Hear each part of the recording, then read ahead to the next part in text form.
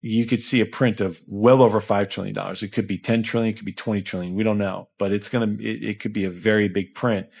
And that's why having Bitcoin to me is so important, because it prevents you from getting hurt by that print, because Bitcoin and gold and other assets will rise dramatically along with that expansion of the money supply. Bitcoin is ultimately a rising asset over the course of a long period of time.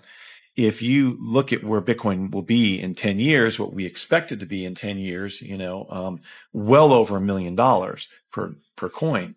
Well, you've made 10x on that investment. James Lavish opens with a stark warning. The next crisis won't unfold slowly, it'll explode from an unpredictable event.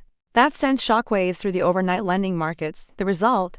A liquidity scramble so severe that only the Federal Reserve can step in. But this won't be your standard stimulus, according to Lavish. It will require an unprecedented, bazooka-sized monetary response, one that could reshape financial markets in real time. And before that, be the one who says I was here before 100K. I'm on a mission to hit 100K subscriber before 2025 ends. Help me get there. Subscribe now and drop your thoughts on the market in the comment. Let's win and grow together. You just don't know what's going to happen that could trigger something like that, where you have a crisis and you have a lockup in the overnight rates, and suddenly the Fed's got to come in and splash liquidity in the markets to save it.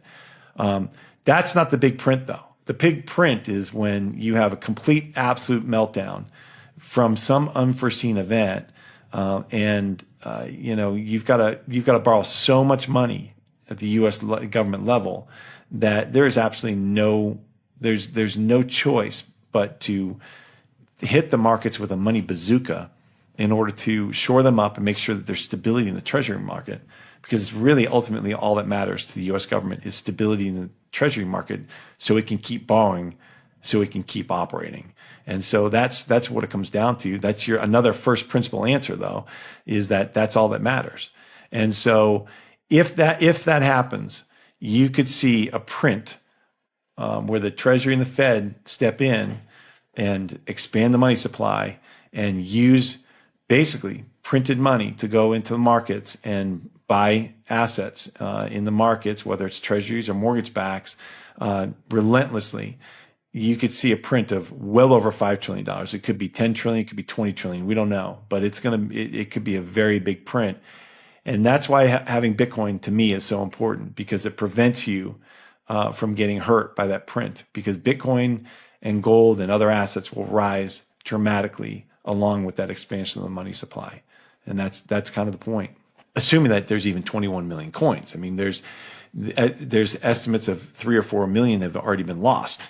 People lost their keys, their access, and so those are gone. So, but still, at the smallest amount, it's going to be at least 5% of the total available supply of Bitcoin. Why is that important?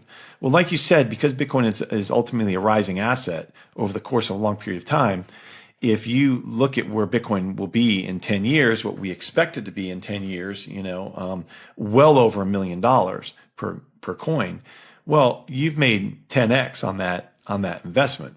So if you bought 1 million Bitcoin at, you can do the math, 1 million Bitcoin at whatever it is, say $100,000, and then you multiply that out. This is such an extraordinary amount of money that you can turn around and you can pay down the public debt. How much you can pay down, how much depends on how much you're willing to sell, or you can turn around and borrow against it. You can borrow against that Bitcoin, and it would be collateralized for investors, and that gives them a stronger bond to float, which means that they get an advantageous interest rate on it, which means that they're not borrowing at as high of a rate that they currently are, with really no backing to these things except printing more money, which is bad. Charles, here's your first principle, is that when you float a bond that is not tied to an underlying asset, has no collateral to it, then you're trusting that it's just going to be paid back off of future cash flows of whoever you're selling it to. And if you don't have enough future cash flows in your United States Treasury, what do? Well, you just print more money. and you buy back bonds in the market to free up capital so people can turn around and buy the bonds that you're floating. And so you're diluting your capital base. You're basically saying that your dollar is worth less than it was when I issued these bonds, so it's going to be worth less in the future. And so when I turn around and pay you back, you're going to have dollars that are worth less than they were before. On the flip side, if you have something like Bitcoin and you have these, and it's secured by this underlying asset that's rising, well, you may be able to get an advantageous interest rate on there. You may be able to, if you have it, there are things you can do, but you're going to wind up being able to borrow against it at a better rate, and that's important because that'll bring down your debt or bring down your deficit, and it'll bring down your debt, and that's what currently Scott Bessent is so worried about, the new Secretary of the Treasury, is that they've got such a high interest rate cost annually. It's over $1 trillion that it's just adding to the deficit and adding to the debt every year. And it's called the debt spiral. And they've got to find a way to stop that. And so doing this would be a good first step.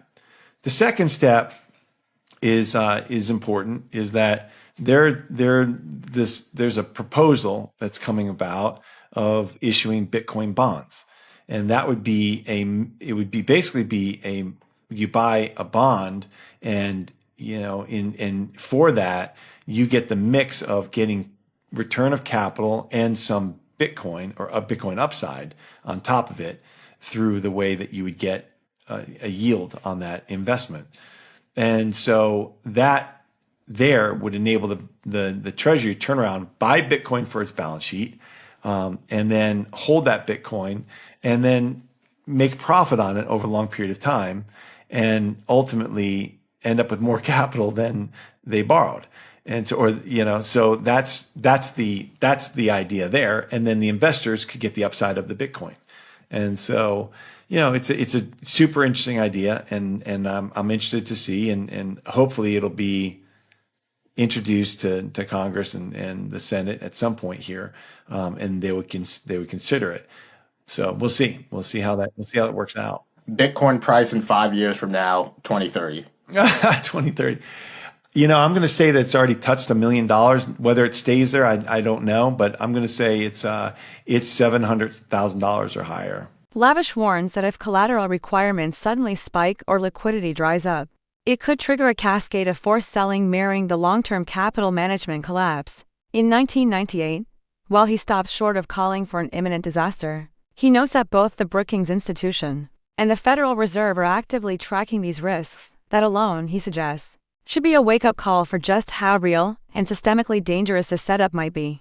Tell you simply today, in the current environment, what is concerning is that the valuations of stocks have gotten way ahead of themselves versus, just the gross domestic product, the GDP of the country. And now the GDP has been revised down. So the valuation of the stocks they've gotten way ahead of themselves.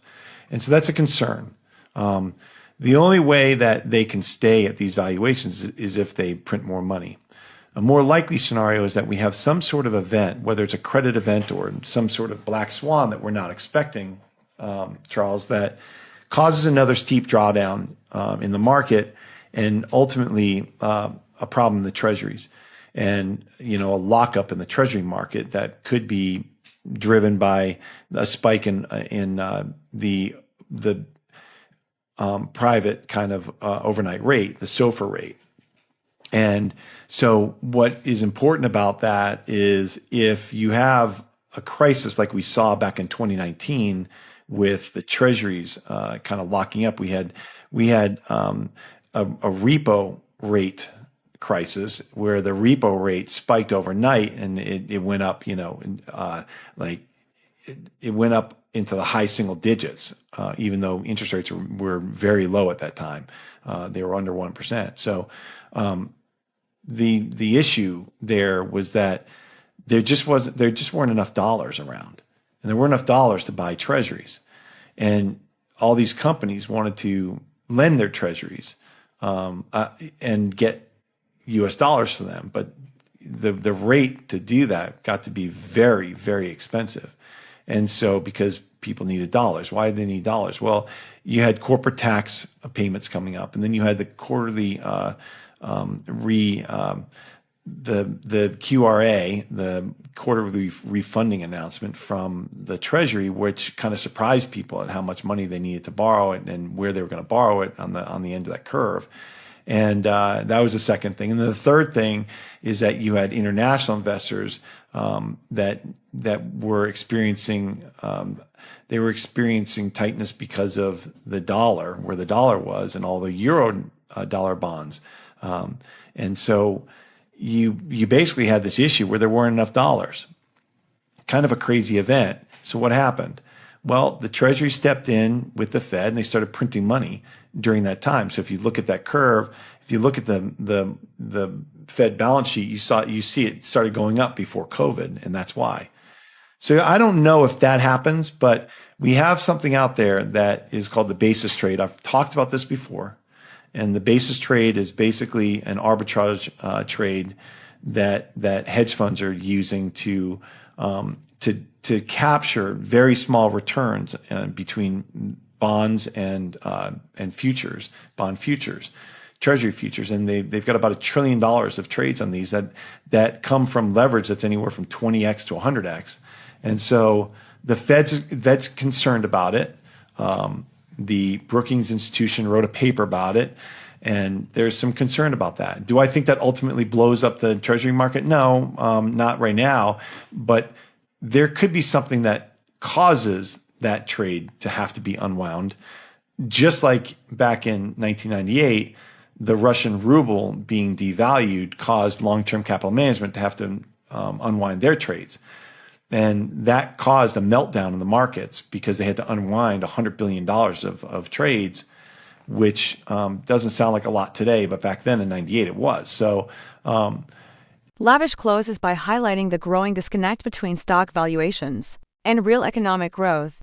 With GDP recently revised downward, he argues that current market levels only make sense if another wave of aggressive monetary easing is on the horizon. Without that, he warns, the more probable outcome is a sudden credit shock or black swan event that forces a harsh market repricing and a return to fundamentals. *, you won't believe what's next. Click and see.